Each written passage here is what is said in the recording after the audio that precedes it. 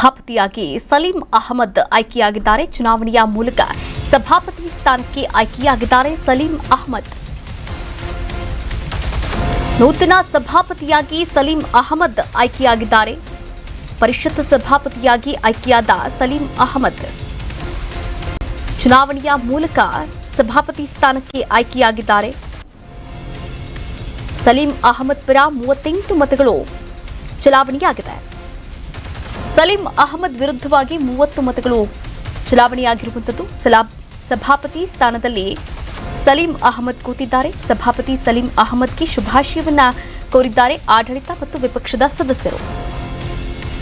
ರಾಜ್ಯ ವಿಧಾನ ಪರಿಷತ್ ಸಭಾಪತಿ ಸ್ಥಾನಕ್ಕೆ ಚುನಾವಣೆ ನಡೆದಿದೆ. ಇನ್ನು ಕಾಂಗ್ರೆಸ್ನಿಂದ ಸಲೀಂ ಅಹಮದ್ ಹಾಗೆ ಎನ್ಡಿಎ ಅಭ್ಯರ್ಥಿಯಾಗಿ ಬಿಜೆಪಿಯ ಸದಸ್ಯ ಪಿಎಚ್ ಪೂಜಾರ್ ನಡುವೆ ನೇರ ಸ್ಪರ್ಧೆ ಕೂಡ ಏರ್ಪಟ್ಟಿತ್ತು. ಪರಿಷತ್ನಲ್ಲಿ ಕಾಂಗ್ರೆಸ್ಗೆ ಸ್ಪಷ್ಟವಾದಂತಹ ಸಂಖ್ಯಾಬಲ ಇದ್ರೂ ಕೂಡ ಬಿಜೆಪಿ ಮತ್ತು ಜೆಡಿಎಸ್ ಮೈತ್ರಿ ಅಭ್ಯರ್ಥಿಯನ್ನ ಕಣಕ್ಕಿಳಿಸುವ ಮೂಲಕ ಆಡಳಿತ ಪಕ್ಷಕ್ಕೆ ರಾಜಕೀಯ ಸವಾಲನ್ನ ಕೂಡ ನೀಡಿತು. ಸಲೀಂ ಅಹಮದ್ ಪರ ಒಟ್ಟಾರೆಯಾಗಿ 38 ಮತಗಳು ಚಲಾವಣೆಯಾಗಿ ಚುನಾವಣೆಯ ಮೂಲಕ ಸಭಾಪತಿ ಸ್ಥಾನಕ್ಕೆ ಸಲೀಂ ಅಹಮದ್ ಅವರು ಆಯ್ಕೆಯಾಗಿದ್ದಾರೆ. ಪ್ರಸ್ತಾವ ಮಾಡಿದ್ದಾರೆ.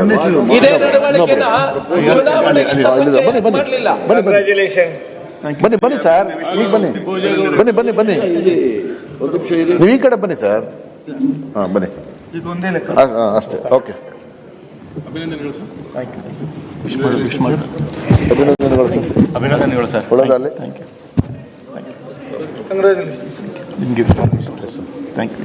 ಶುಭವಾಗಲಿ. ಅಧ್ಯಕ್ಷರೇ, ಸಲೀಂ ಅಹಮದ್ ಅವರಿಗೆ ಶುಭವಾಗಲಿ. Thank you sir.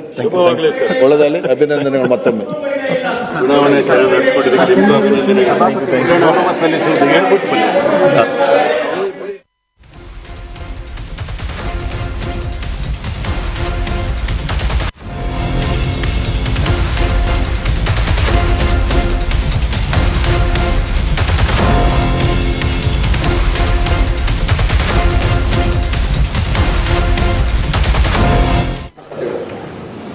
ತಮ್ಮ ಆಯ್ಕೆ ನನಗೆ ಸಂತೋಷವನ್ನು ತಂದಿದೆ. ರಾಜಕೀಯಕ್ಕೆ ತಾವೇನು ಹೊಸದು ಅಲ್ಲ, ಅಥವಾ ನಿಮ್ಮ ಪರಿಚಯ ಹೊಸದು ಅಲ್ಲ. ಸುಮಾರು 4 ದಶಕಗಳ ಕಾಲ ಜೊತೆಯಲ್ಲಿ ಕೆಲಸ ಮಾಡಿದ್ದೇವೆ. ಅನೇಕ ಹೋರಾಟಗಳಿರ್ಬೋದು, ಜನಸಾಮಾನ್ಯರ ಕೆಲಸಗಳಲ್ಲಿ ಭಾಗಿಯಾಗ್ತಕ್ಕಂಥ ಕೆಲಸಗಳನ್ನು ನಿಮ್ಮೊಟ್ಟಿಗೆ ಮಾಡಿದೆ. ವೈಯಕ್ತಿಕವಾಗಿ ನಾವು ಸ್ನೇಹಿತರು, ಆದರೆ ರಾಜಕೀಯವಾಗಿ ನೀತಿ ಸಿದ್ಧಾಂತಗಳಲ್ಲಿ ಬೇರೆ ಬೇರೆ ಪಕ್ಷಗಳಲ್ಲಿ ಕೆಲಸ ಮಾಡುವಾಗ ಆಯಾ ಪಕ್ಷಗಳಿಗೆ ನೀತಿ ಸಿದ್ಧಾಂತಗಳಿಗೆ ಕಟ್ಟು ಬಿದ್ದು ನಾವು ಕೆಲಸ ಮಾಡ್ತೇವೆ. ತಾವು ವಿದ್ಯಾರ್ಥಿ ಜೀವನದಿಂದ ಹಿಡಿದು ಇಲ್ಲಿಯವರೆಗೆ ಅನೇಕ ಹುದ್ದೆಗಳನ್ನು ಅಲಂಕರಿಸಿದ್ದೀರಿ. ಜನಸಾಮಾನ್ಯರ ಜೊತೆಯಲ್ಲಿ ಬೆರೆತಿದ್ದೀರಿ. ಯುವ ಸಮೂಹದಿಂದ ಅವರೆಲ್ಲರ ಜೊತೆಯಲ್ಲಿ ತಾವು ಬೆರೆತಿದ್ದೀರಿ. ಸಮಾಜಮುಖಿಯಾಗಿ ಕೆಲಸ ಮಾಡಿದ್ದೀರಿ. ಈ ಎಲ್ಲ ಕಾರಣಗಳಿಂದ ಒಬ್ಬ ಸ್ನೇಹಿತನೂ ಆಗಿ ತಮಗೆ ಇವತ್ತು ದೊರೆತಿರ್ತಕ್ಕಂಥ ಈ ಒಂದು